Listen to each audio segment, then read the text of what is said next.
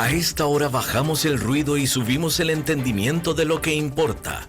Economía, finanzas y realidad internacional. Inicia a las 5 siempre, con la conducción de Fernando Francia, de lunes a viernes a las 5 de la tarde, aquí por CRC 89.1 Radio. Hola, ¿qué tal? Bienvenidos, ¿cómo están? Hoy es miércoles 8 de abril del 2026. Son las 5 en punto de la tarde y eso quiere decir que usted va a estar al tanto de todo lo que importa en el mundo de la economía, las finanzas y la actualidad internacional. Algunos de los titulares que manejamos con las noticias para hoy: una tregua frágil, Irán denuncia violaciones, Hormuz aparentemente bloqueado, Israel sigue bombardeando Líbano, y todo esto en el medio en que el vicepresidente de Estados Unidos va al diálogo directo con Irán en Islamabad, Pakistán. Trump amenaza con aranceles del 50% por armas a Irán, a quien comercie armas a Irán. Panamá, la empresa Hutchison demanda a Maersk por el tema del canal. Y el Banco Mundial anuncia enfriamiento en la región. América Latina podría crecer en 2,1% apenas en promedio. Más adelante vamos a conversar con el abogado Walter Norkin, amigo ya de este programa, sobre lo que informábamos ayer, una ofensiva de Donald Trump contra bufetes en Estados Unidos y lo que eso podría significar para la independencia judicial y el derecho a una defensa sin represalias políticas, como lo que aparentemente denuncian más de 800 bufetes. Y vamos a hablar a profundidad con Walter Norkin, un destacado abogado de Estados Unidos. La columna de hoy es con Daniel Hernández y viene fuerte sobre inteligencia artificial, porque además con un temazo que ustedes tienen que quedarse para escuchar. A eso de las 5:45 estará Daniel. ¿Hasta dónde puede llegar hoy mismo la inteligencia artificial y por qué mejor que no llegue hasta ahí?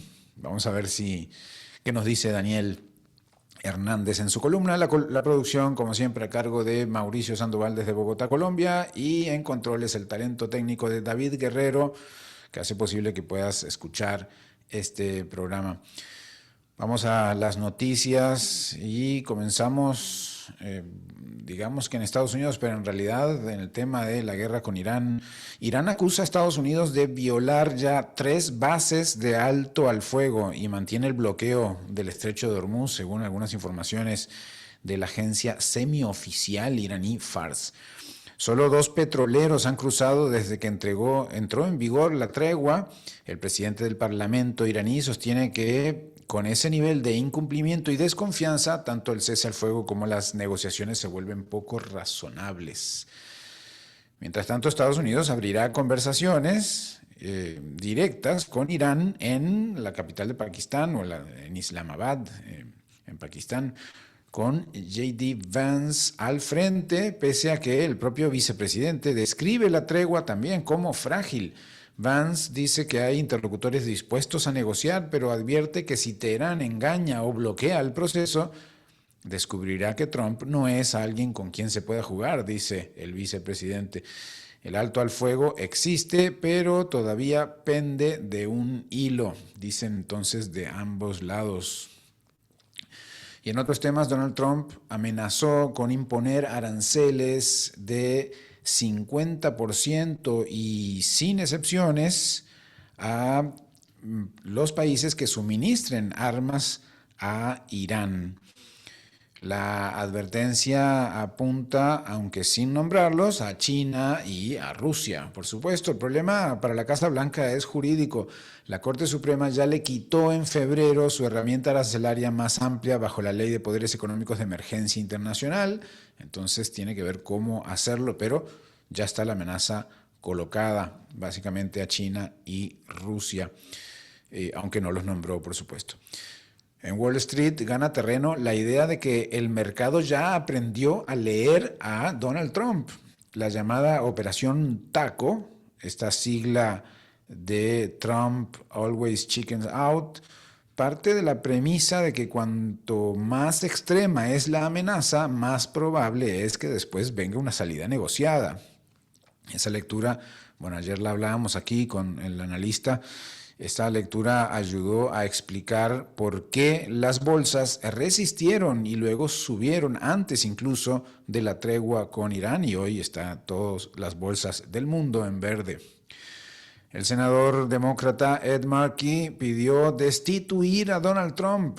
Un senador de Estados Unidos pide destituir a Donald Trump, obviamente de la agrupación política contraria, los demócratas. Esto tras la amenaza de que una civilización entera morirá esta noche si Irán no aceptaba un acuerdo para reabrir Hormuz, como pasó durante todo el día del viernes hasta el final, del martes hasta el final del día de ayer.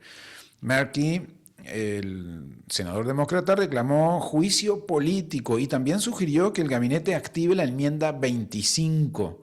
Esta enmienda 25 lo que establece es que se quite al presidente, quedando el vicepresidente dirigiendo el país por incapacidad para gobernar. Otros demócratas como Seth Moulton y Elizabeth Warren también reaccionaron con dureza, mientras la Casa Blanca desestimó las denuncias como otro intento político de la oposición. Y en otros temas, ahora sí, Intel se sumará al megaproyecto Terafab de Elon Musk, junto con SpaceX y Tesla, para fabricar chips de inteligencia artificial orientados a robótica y centros de datos. La acción de Intel subió más de 2% tras el anuncio. La empresa dice que ayudará a acelerar una meta gigantesca: producir 1 teravatio anual de capacidad de cómputo para futuras aplicaciones de inteligencia artificial y automatización. Las minutas de la Reserva Federal de marzo, de la reunión que tuvieron en marzo, podrían mostrar con más detalle cómo ve el Banco Central de Estados Unidos, la Reserva Federal, el impacto económico de la guerra con Irán. En esa reunión las autoridades ya daban por hecho que el conflicto empujaría la inflación en 2026. Ahora el mercado quiere saber qué escenario se evaluó la Reserva Federal y cuánto espacio ve para responder a un shock petrolero todavía impredecible. También en Estados Unidos, la industria del bourbon, el whisky estadounidense, ¿verdad?, vive una contradicción incómoda. Baja la demanda, pesan los aranceles y algunos productores recortan producción o empleos, pero al mismo tiempo siguen levantándose nuevas destilerías. Heaven Hill en Kentucky acaba de abrir una planta de $200 millones.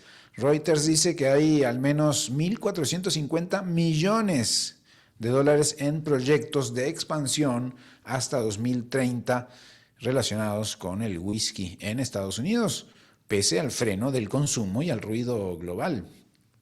Parece que el whisky sigue siendo, no será un activo seguro como en mucho tiempo ha sido el oro, pero parece que sigue viento en popa.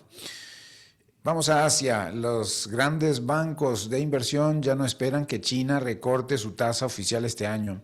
Reuters dice que el mejor desempeño de la economía china, su resistencia relativa al shock de Hormuz y algunos datos más sólidos de actividad llevaron a entidades como Goldman Sachs a retirar sus pronósticos de baja. Beijing mantiene una política flexible, pero por ahora optaría por dejar la tasa quieta, estable. En otros temas, una subsidiaria del conglomerado hongkonés CK Hutchison inició un arbitraje en Londres contra la naviera y operador logístico danés Maersk. La acusa de haberse alineado con Panamá para facilitar el traspaso de operaciones portuarias en el canal. La disputa surge después de que Panamá retomara el control de puertos clave, tanto de un lado como del otro del canal, la concesión, y cuestionara la concesión original, en un caso que ya provocó la protesta de China. Ya lo hemos analizado ampliamente en este programa, seguirá siendo tema por más tiempo, así que lo seguiremos tocando, pero bueno, ahí está. Hutchison inicia un arbitraje en Londres contra Maersk. Un complejo de estafas en la frontera entre Tailandia y Camboya impresiona incluso a quienes ya conocen ese negocio. La agencia de prensa AP describe un recinto de 80 hectáreas, equivalente a unos 150 campos de fútbol americano, donde habrían operado hasta 10.000 trabajadores dedicados a fraudes en línea y a escala global. Naciones Unidas estima que unas 300.000 personas están atrapadas en esta industria en el sudeste asiático. Así que las estafas, la industria de las estafas, parece que en Tailandia y Camboya está bollante. Vamos a Europa. La Agencia Internacional de Energía cree que la guerra con Irán terminará acelerando la transición energética global.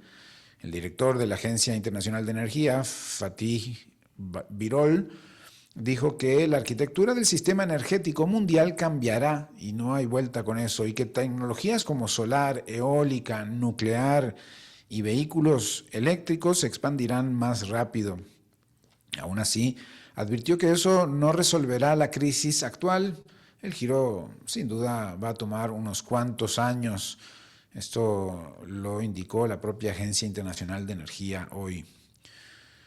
Vamos a América Latina. El Banco Mundial volvió a ponerle un techo bajo a esta región, a América Latina y el Caribe.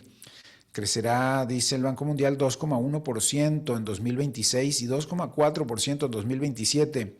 El organismo dice que la región sigue atrapada entre deuda alta, poca inversión y demasiada incertidumbre externa. Marca, por ejemplo, Argentina como excepción al alza, mientras ve a México y Brasil más estancados.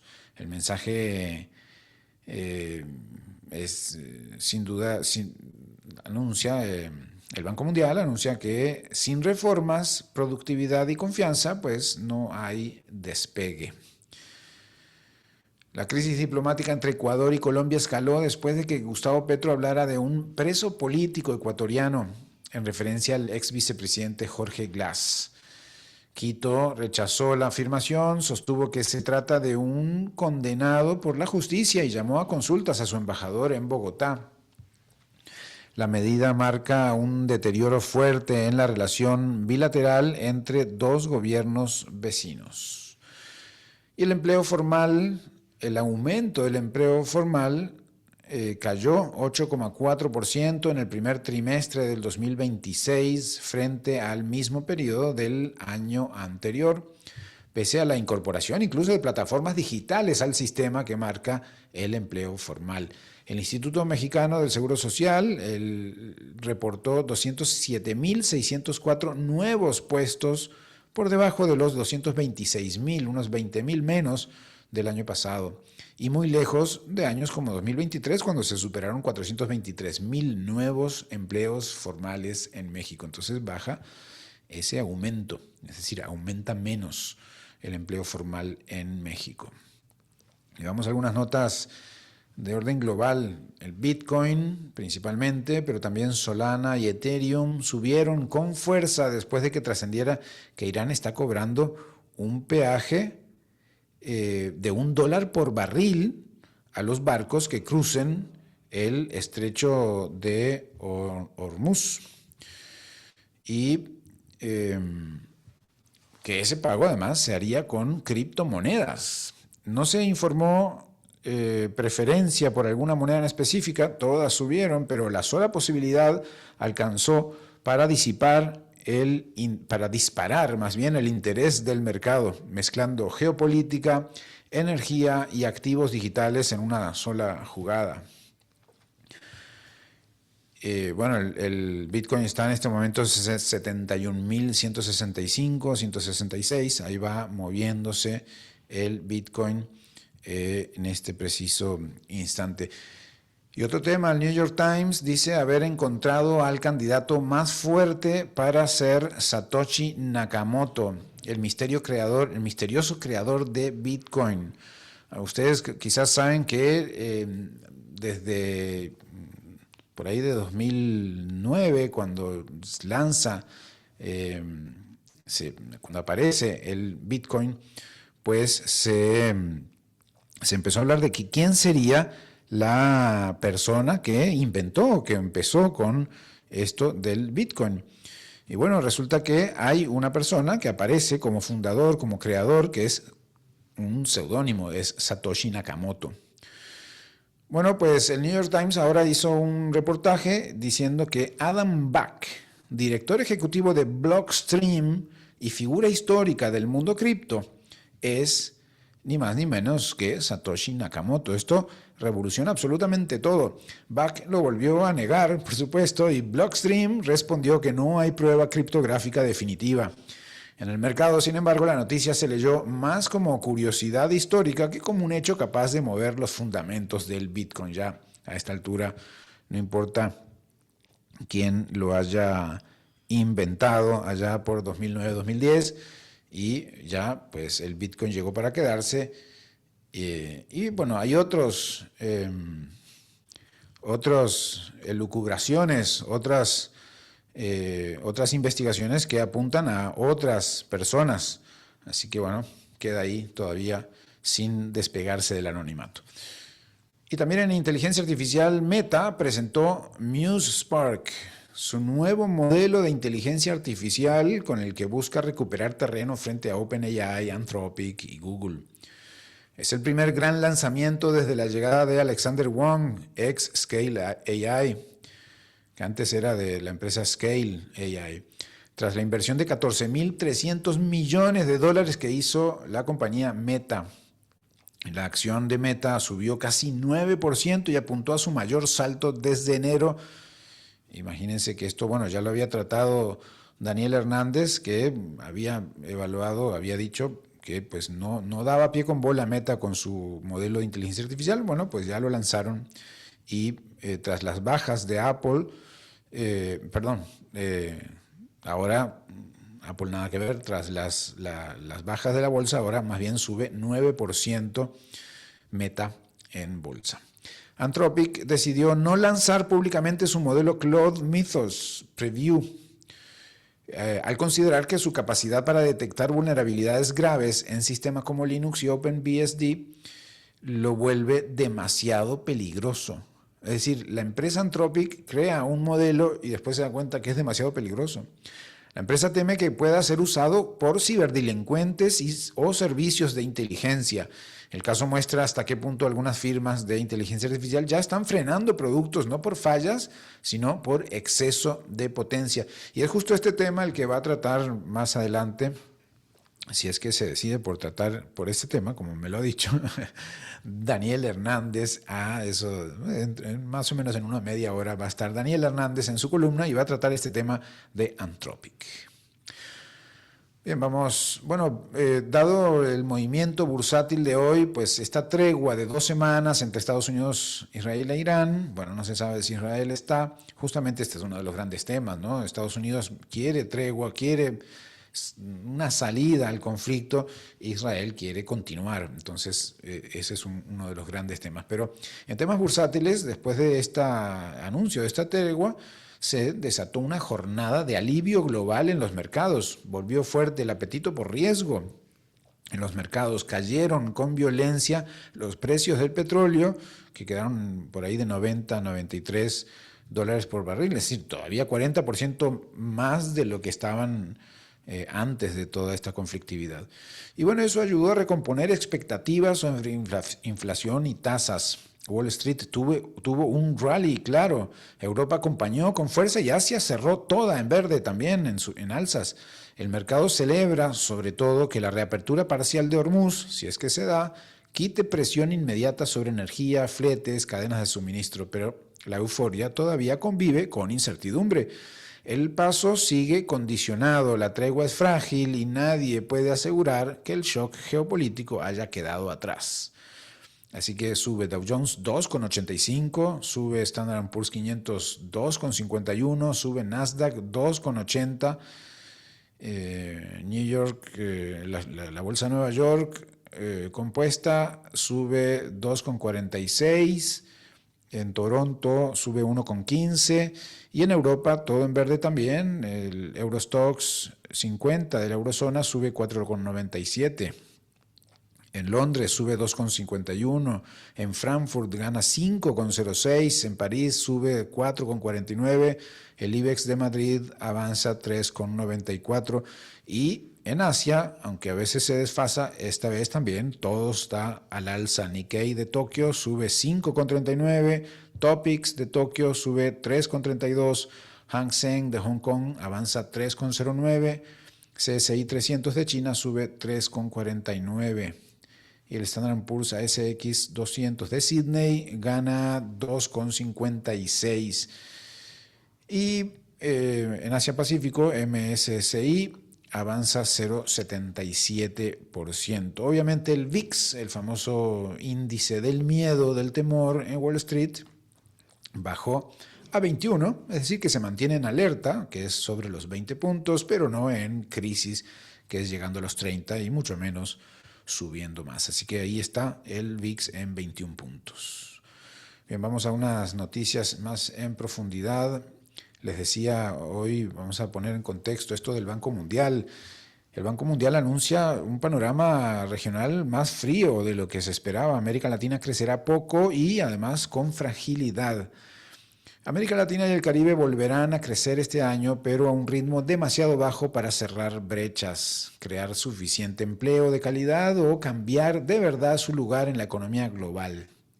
El Banco Mundial proyecta una expansión de apenas 2,1% para 2026 y 2,4% para 2027, en un contexto de incertidumbre internacional, por supuesto, inversión débil, márgenes fiscales cada vez más estrechos.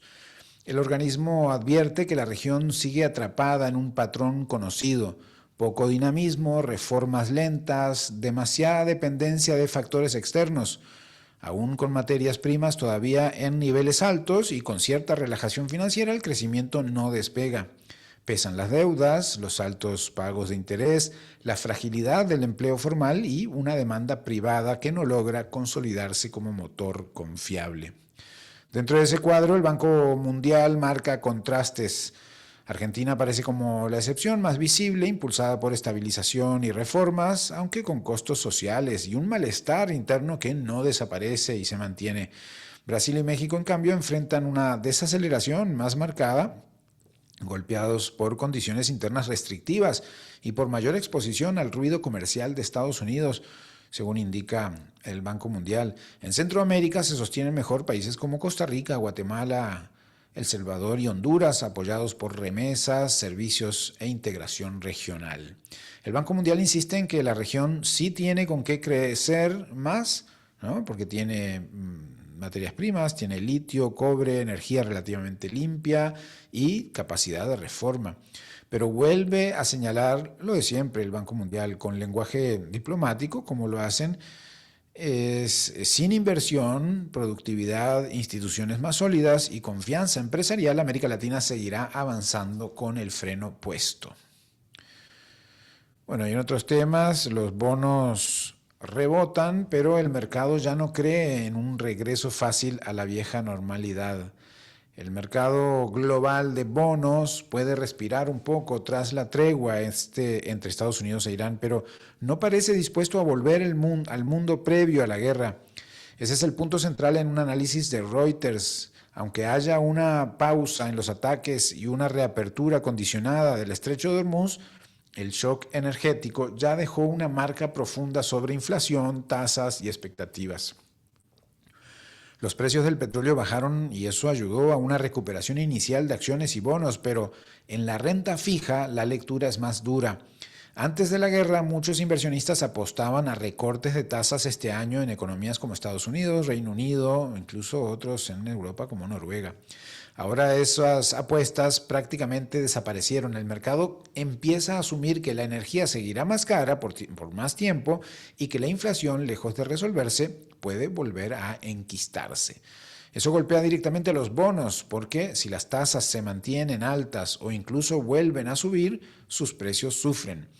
En marzo, el índice global de bonos soberanos, el FTSE World Government Bond, cayó más de 3%, su peor desplome mensual en año y medio.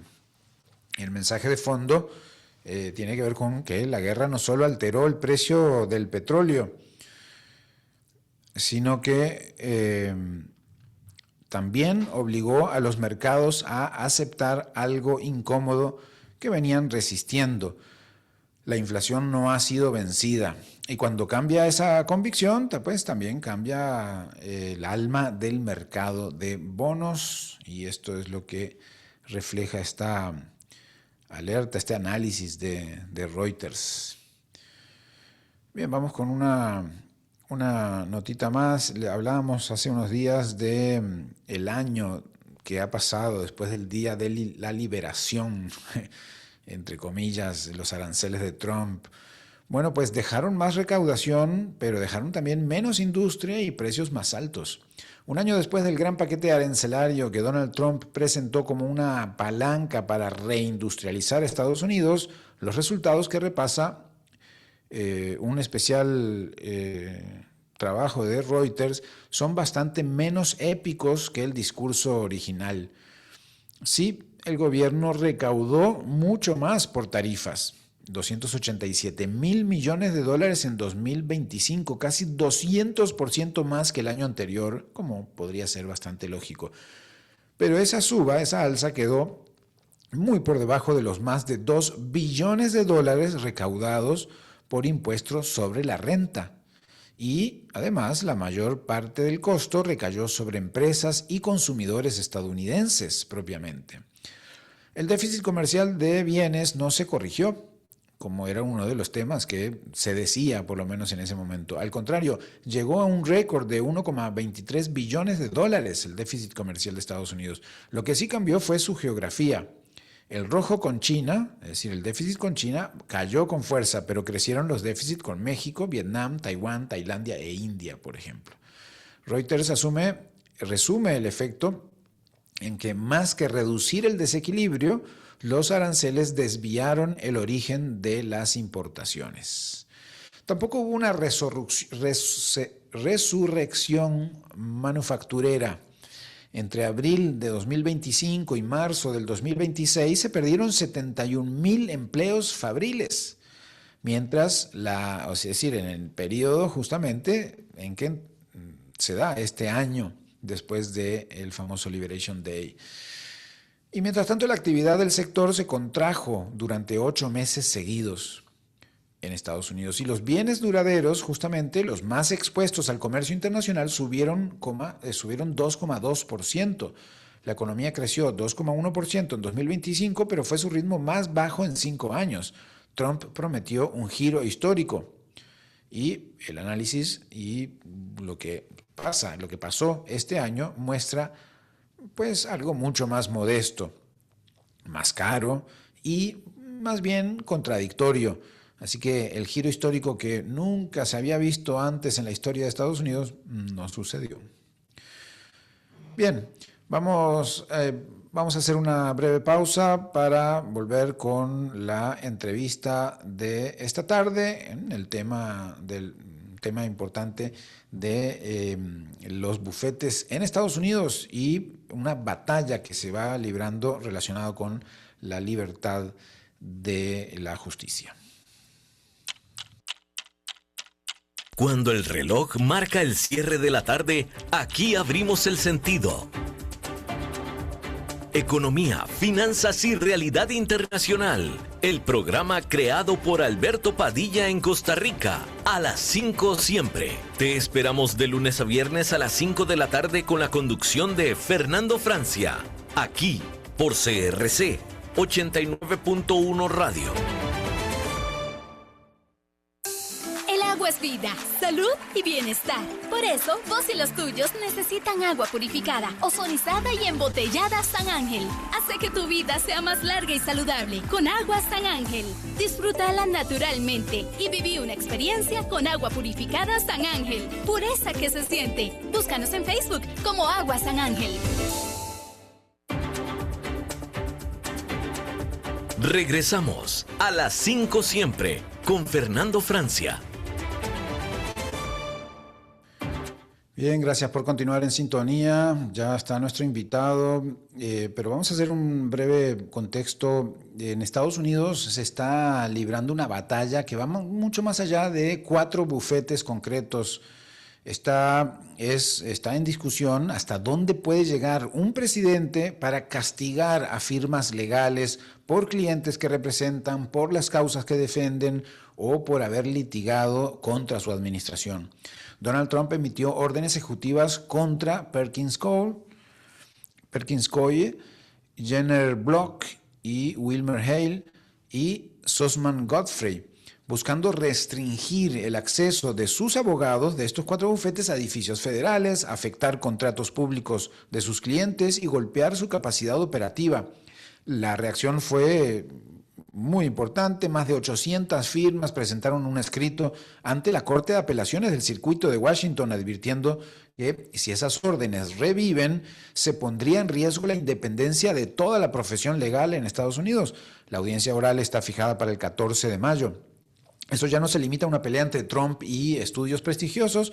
El escrito de apoyo presentado por 842 bufetes y demás sostiene que las órdenes constituyen una amenaza extraordinaria sin precedentes para la abogacía, porque buscan intimidar a cualquier firma, grande o chica, que contemple representar a clientes incómodos para el poder.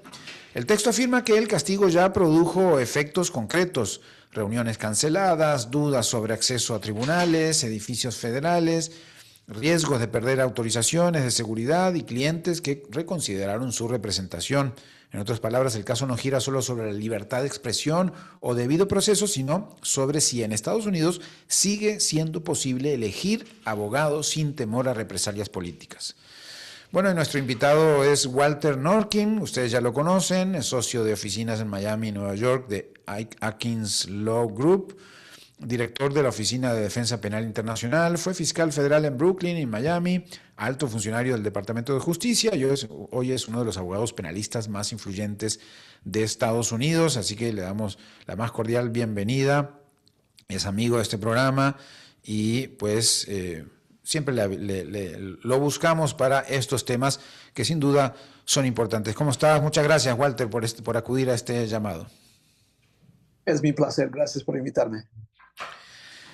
Bien, bueno, en primer lugar, Walter, ¿qué significa esto? No la reacción de tantos bufetes que se ponen de acuerdo para firmar algo que también debe ser extraño, debe ser raro, pero lo primero es que es tan grave institucionalmente es que un presidente emita este tipo de órdenes ejecutivas contra bufetes por el tipo de clientes o causas que llevaron. Es muy grave, es un tema muy serio, como usted lo ha explicado, es un problema verdadero porque usted tiene que tener en cuenta que eso no solamente afecta las empresas o los bufetes que están en litigio contra el gobierno. Hay muchas cosas que no llegan a litigio, puede ser una negociación, pero si usted parece un bufete que no tiene buen acceso, es decir, a gente en el Departamento de Justicia donde usted no tiene favor, usted no está en posición para arguir y representar a un cliente frente al Departamento de Justicia y eso perjudica los clientes también, eso perjudica el negocio.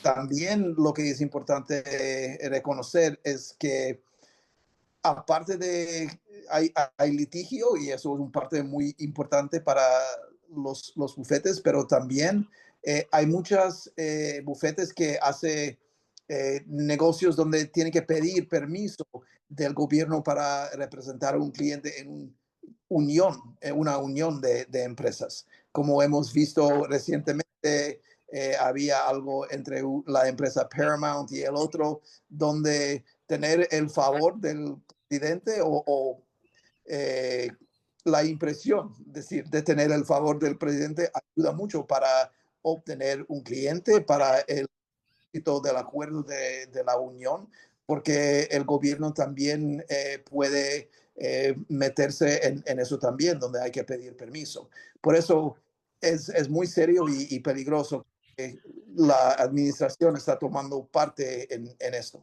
Ahora, es serio, pero ¿estamos ante una disputa, digamos, política normal o es una especie de línea roja complicada?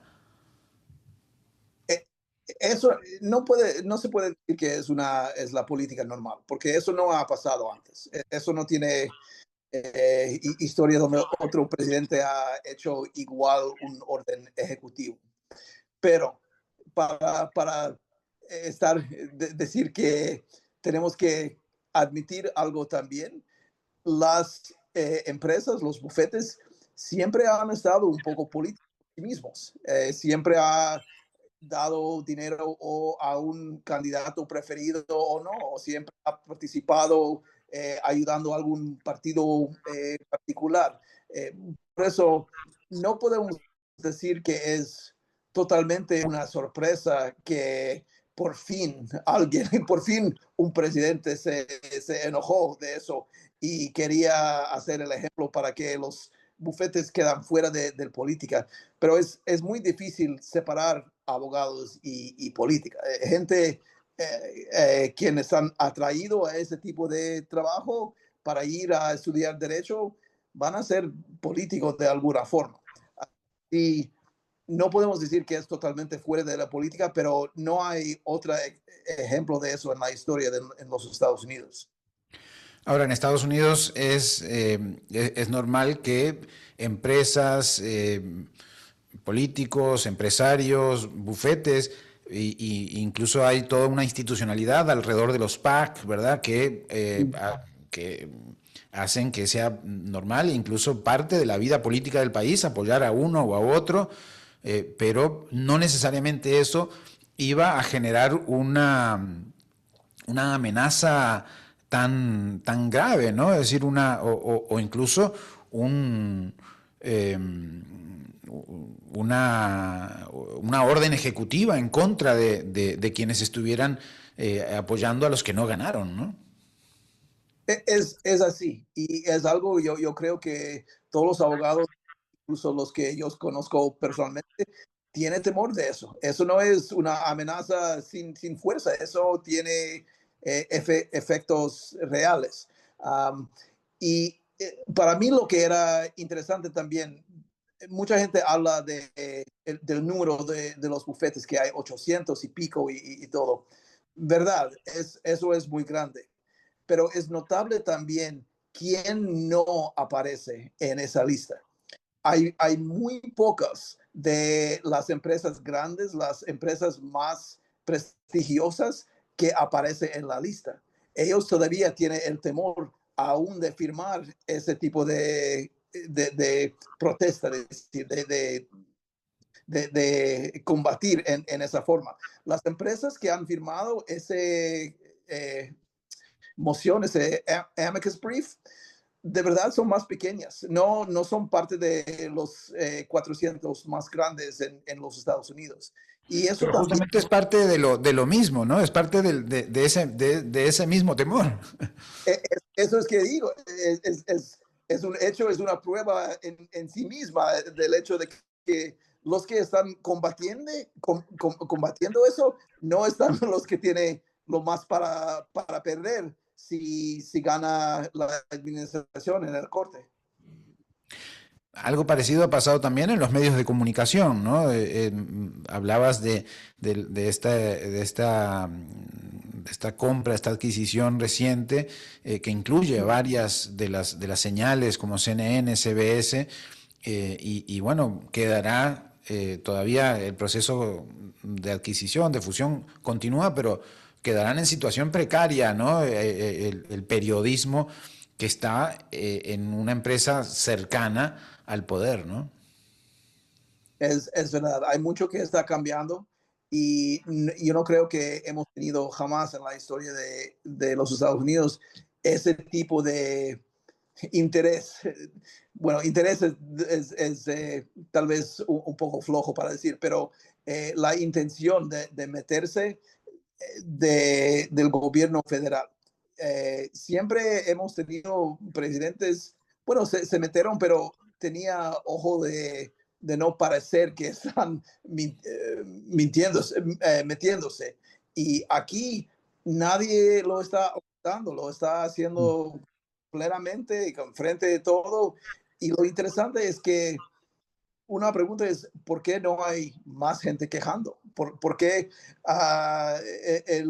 el Partido Republicano, quien en la historia usualmente han apoyado, por ejemplo, mercados libres, gobierno pequeño, que no mete tanto, por alguna razón nadie está quejando sobre eso por el momento?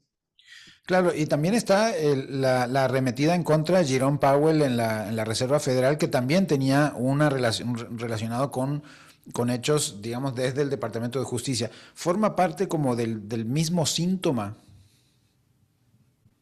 Puede ser, pero eso es más complicado porque en esa situación hemos tenido una opinión del Corte Supremo diciendo que la administración no puede tocar a esa gente de la Reserva Federal. Hay gente cínico que dice eso es un señal de la influencia del dinero, porque la gente quien está en poder políticamente usualmente están con gente con bienes, con inversiones, y eso van a proteger como la Reserva Federal. Pero si estamos hablando de los bufetes o otras cosas que no tienen tanto impacto en cuestiones de financieros, entonces gente cínica dice que el Corte Supremo no va a meterse tanto. Ahora, el 14 de mayo estaría en la Corte de Apelaciones este caso y ¿podría eso convertirse en un punto de quiebre para la independencia de la profesión legal en Estados Unidos? Y si eso es así, ¿por qué? Bueno, ya explicaste por qué otros bufetes grandes o los más grandes, los 400 más grandes, no se han metido, pero les va a afectar de todas maneras si esto se resuelve de alguna manera negativa para la profesión. Por supuesto le va a afectar. Yo creo que todos los abogados están rezando, aun si alguien no tiene efecto principal o no tiene efecto inmediato. Yo creo que en silencio todos los abogados están rezando que el Corte Supremo decide en favor de los bufetes. Acá no lo he visto tanto en las noticias, pero en Estados Unidos esto es un tema grande o se maneja entre los entendidos, entre los abogados. Es algo que yo pensé en vos desde el primer momento que vi la noticia. Obviamente vos estabas al tanto de esto y es algo masivo, se ve en los medios de circulación masiva o es algo más de especialistas. De verdad es algo más de especialistas. Me gustaría decir que la población entera está fijándose en ese caso, pero no es. Es pero lo interesante es que la mayoría de las clases que votan, que eligen el presidente, que que va para votar, aun si está lloviendo o algo así, ese tipo de gente. Estamos hablando de gente en un lugar más favorable socioeconómicamente. Ellos sí están vigilando en lo que pasa. Pero otra vez, tenemos como el ejemplo de los bufetes que no han firmado. Están vigilando, pero están quedando quietos. Ahora, para ir terminando ya, para cerrar, Walter, eh, ¿esto se frenaría, cambiaría en el momento que Donald Trump deje la presidencia o no está tan claro, dependiendo si son demócratas o republicanos, o es algo que se está instalando de todas maneras? Ya para cerrar. Eso es la pregunta que todo el mundo está haciendo, no solamente para esa cuestión de órdenes ejecutivos, pero todo lo que está pasando en esa administración que es diferente de administraciones del pasado. Um, Hay mucha gente, yo creo, quien ha visto el modelo de Donald Trump y están intentando copiarlo. Eso incluso en los Estados Unidos y también lo hemos visto en países de afuera también, donde gente intenta hacer una copia de su forma de ser. Um, pero yo creo, eso es mi opinión personal. Uh, yo creo que hay algo especial de Donald Trump.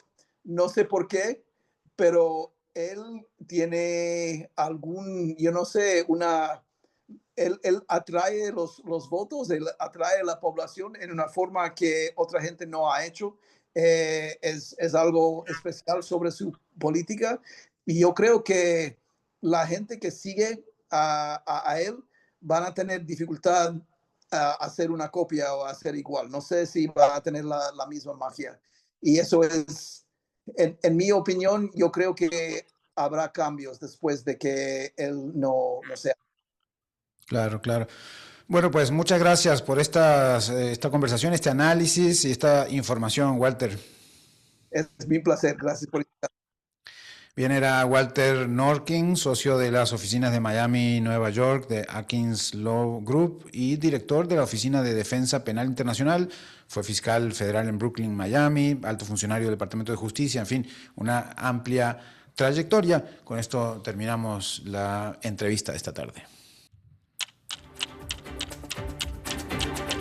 A las 5 siempre presenta columnista del día, Daniel Hernández, especialista en datos, tecnología e inteligencia artificial, con sus puntos de vista sobre la realidad detrás de la inteligencia artificial. Aquí, a las 5 siempre, con su anfitrión Fernando Francia, por CRC 89.1 Radio. Bien, y como todos los miércoles recibimos con una amplia sonrisa a Daniel Hernández. ¿Cómo estás, Daniel? Qué gusto de verte y bueno, todo oídos. ¿Qué traes para hoy? Gracias, gracias. Hoy verdaderamente traigo una noticia refrescante, de esas que con lo que ha sucedido en las últimas 72 horas necesitamos escuchar. Y creo que lo mencionaste bien al inicio del programa, así es que voy a construir sobre eso. Hoy les quiero hablar de que nunca hay que conocer a nuestros héroes, pero antes de empezar quiero advertirles que lo que van a escuchar es una carta de amor, no del tipo empalagoso, sino del que uno describe cuando algo o alguien hace exactamente lo que prometió hacer cuando nadie estaba viendo. En este espacio hemos hablado mucho de inteligencia artificial, del lado luminoso claramente, de la medicina, la ciencia y la productividad. También hemos hablado mucho del lado oscuro, sin alarmismos, pero con los ojos abiertos. Hemos dicho más de una vez que la pregunta no es si la inteligencia artificial va a cambiar el mundo, sino quién va a estar al volante cuando esto pase. Esta semana descubrimos que el volante estuvo en buenas manos y que nos salvamos por poco. Anthropic, la empresa de inteligencia artificial fundada por Dario Amodei, desarrolló como parte de su proceso de desarrollo e investigación un modelo de Claude, su herramienta de inteligencia artificial, que se llama Mythos Preview. El nombre viene del griego antiguo, el sistema de narrativas con las que las civilizaciones entendían el mundo. Lo que Mythos hizo en las últimas semanas merece ese nombre. En cuestión de semanas, operando de forma autónoma y sin guía humana, Mythos encontró miles de vulnerabilidades de día cero. Estas son fallas desconocidas inclusive para los propios desarrolladores de sistemas. En todos los sistemas, ojo, en todos los sistemas operativos principales y en todos los navegadores del planeta. Lo mencionaste, una falla de 27 años en OpenBSD, el sistema operativo considerado más seguro del mundo. Un error de 16 años en el motor de video FFmpeg, presente en casi todo lo que usamos hoy. Y una cadena de vulnerabilidades en Linux que le permitía a un atacante tomar el control de cualquier servidor. Algunas de estas fallas sobrevivieron décadas de revisión humana y millones de pruebas automatizadas. Mythos lo encontró solo.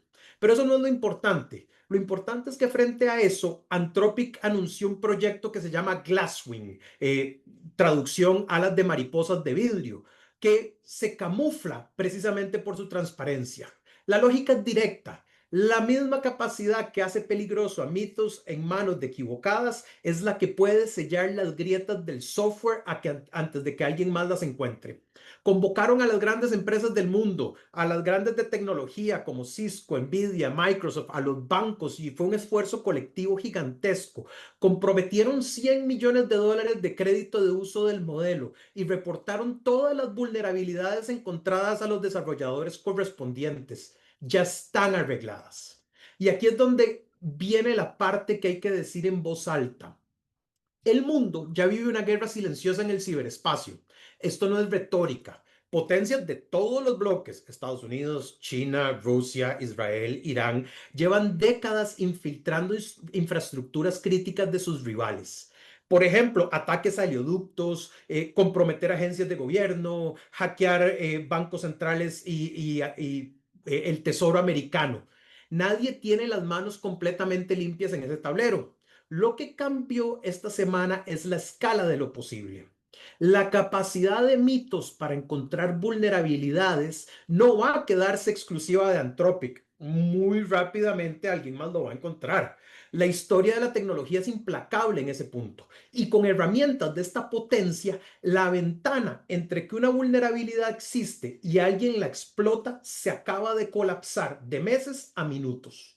Las consecuencias para infraestructura críticas, entendamos de lo que estamos hablando, plantas de energía, sistemas financieros, redes de salud, hubiera en el escenario equivocado sido básicamente imposible de dimensionar.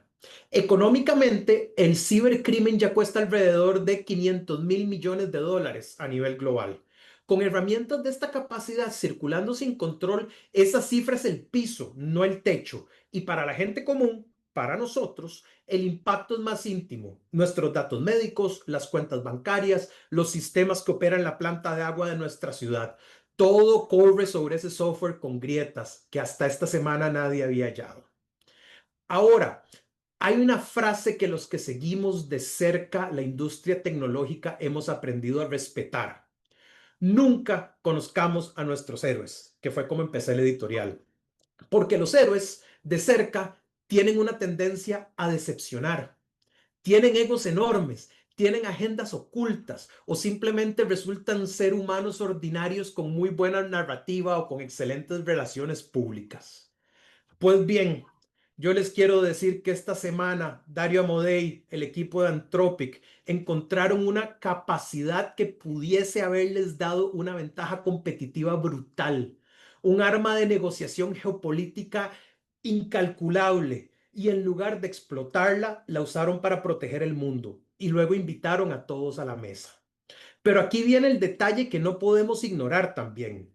Recuerdan que hace unas semanas hablamos de cómo Anthropic perdió su contrato con el Pentágono y que fue declarada a riesgo para la cadena de suministros nacional por negarse que su tecnología sirviera para vigilancia masiva o armas autónomas. Quizás Glasswing no sea solo un proyecto de ciberseguridad, quizás también es una declaración. La forma correcta de usar esta tecnología es construir escudos, no espadas. Y eso se puede demostrar sin rendirle cuentas a ningún ejército. Por eso, hoy Dario Amodei, el equipo de Anthropic y su lista de inversionistas acaba de entrar en mi lista personal de personas a las que nunca quiero conocer. Porque en esa lista solo hay una categoría de personas, los que han estado a la altura de lo que prometieron ser cuando nadie estaba viendo. Cuídense mucho. Claro, es impresionante. Cuando me lo comentaste, es de una dimensión que difícilmente lo vemos suceder en vivo. Ahora, no quiero meterme en tus listas de cartas de amor, pero ¿por qué anunciarlo así y para sospechar? ¿Glasswing es un escudo real o es más bien, o podría ser una jugada política para volver a la mesa con el Pentágono, por ejemplo, o para ser más protagonistas? No, y gracias por el pensamiento crítico. Siempre tenemos que explorar todas las aristas. Primero, esto es una excelente publicidad para Anthropic y para Cloud. No hay duda alguna que no solo yo estoy escribiendo esta carta de amor hoy. pero ya se ganaron ese derecho, ya se ganaron de ese derecho de piso. Ahora, ¿por qué anunciarlo? Desde hace rato, desde hace 3, 4 días, los que le seguimos el pulso a la inteligencia artificial, venimos entendiendo que hay algo raro con Mitos, algo está pasando, no querían liberar el modelo, aparentemente se había filtrado, había mucha presión. Como te decía, el tiempo se colapsó de meses y de solo 2 o 3 personas capaces de hacer esto a otras capacidades que si se filtraba en 2, 3 días, alguien podía tener el tiempo de reacción y empezar a tratar de explotar. Entonces, sí, 50% o 60% esta fue la forma correcta de hacer las cosas, una vez que ya tuvieran arreglados los parches, una vez que ya tuvieran a todo el mundo sobre la mesa. Y por el otro lado, también hay un dicho que dice mi querido padre, que es cuando uno pone el huevo también hay que aprender a cacarearlo. Y creo que en este sentido se ganaron ese derecho. Por supuesto que se ganaron tu carta de amor y por lo tanto la mía y la de la audiencia de fijo que aprendemos con tus columnas, con tus posiciones. Daniel, muchísimas gracias por este ratito. Muchísimas gracias. Bien, amigos, y bueno, con esta carta de amor de Daniel Hernández a Anthropic y a Darío Amodei, terminamos también. Gracias, amigos, por una tarde más que compartimos, que nos informamos de cómo está el mundo en temas económicos, financieros y geopolíticos. Producción de Mauricio Sandoval desde Bogotá. David Guerrero en Controles RC 891 Radio. Me despido, nos vemos en 23 horas. Hasta la próxima. Concluye a las 5 siempre. Economía, finanzas y realidad internacional para entender lo que importa. De lunes a viernes a las 5 de la tarde, con la conducción de Fernando Francia, aquí por CRC 89.1 Radio.